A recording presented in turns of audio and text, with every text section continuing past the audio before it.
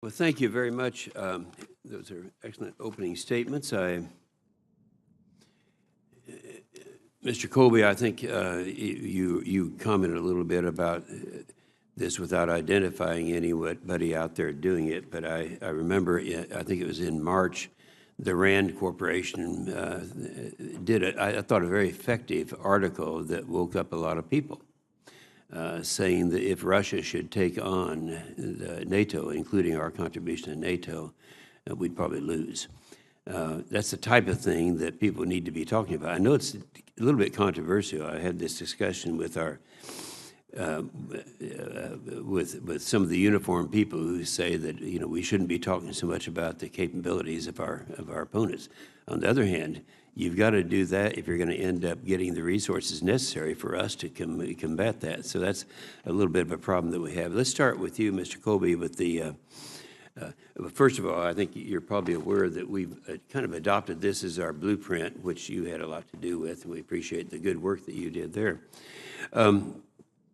Sometimes the debate about defense budget is posed as a choice between an increased budget on one hand and making tough choices on the other hand. When I listened to all three of you and the committees that we've had, I think it's the challenge is so great that we need to do everything. I'd like to have your comment about that choice argument that's being made.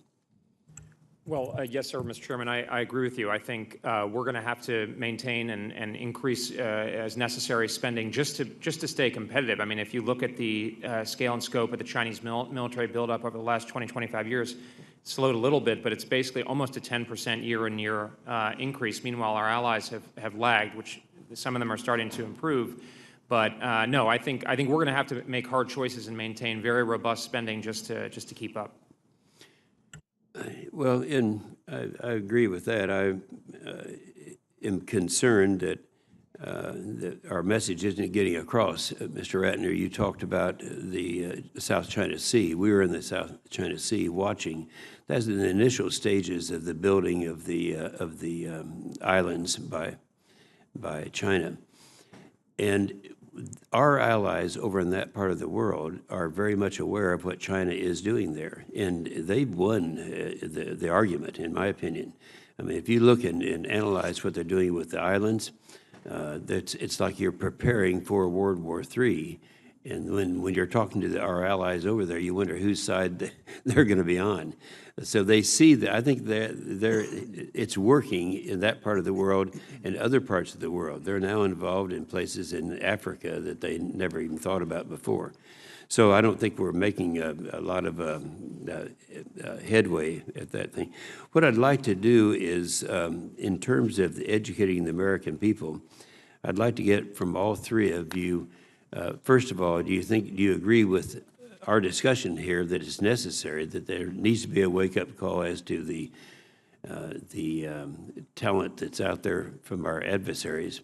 And secondly, what we can do to bring this up to the public's attention. It's a difficult thing to deal with. Any thoughts on that? Yes, Mr. Chairman, I actually completely agree with you, and I think the benefits of trying to hide these things is far outweighed by the importance that you and other members of the Congress and the political leadership of this country can have in helping the American people understand the gravity and severity of the threat. I think there are two things going on here. One is great powers like particularly China are the only countries that could really change the way our whole world operates and ultimately our country. And the American military could lose a war. That's the reality. And the Chinese and the Russians know that. They have sophisticated satellites. They have various means of electronic communication. They pick up a lot of stuff. I'm more concerned that the American people understand that and have the urgency so that we can stay ahead of this threat, which is very urgent. Yeah, Mr. Ratner, what's your feeling about that? Sure. I would just add two comments. The first, I think what's lacking today in American discourse, including from our leaders, is a clear articulation of what's at stake. And I think bringing this all together, not thinking of it as just islands in the South China Sea or intellectual property theft, but bringing it together in terms of a comprehensive, in the case of China, challenge to the international order and the threats posed to U.S. peace and prosperity associated with a Chinese sphere of influence is something we need to paint a picture of, work from the end, look at the end, and and work backwards. That would be the first thing I would say. So I think we need to be clearer about the stakes. And the second thing is, as I mentioned in my testimony, I think the importance of a bipartisan message on this couldn't be more important, because I think the American people can get confused sometimes that what we're seeing today is a product of the Trump administration, and having members of Congress and others going out together, Republicans and Democrats, with a clear message on this issue couldn't be more important to sending the signal that the country as a whole is in it to get this right. That's good. Mr. Wilson, I will do the rest of my questions for the record to try to keep our timing right, but I'll be asking the same question of all three of you, so that'll be forthcoming. Senator Reid.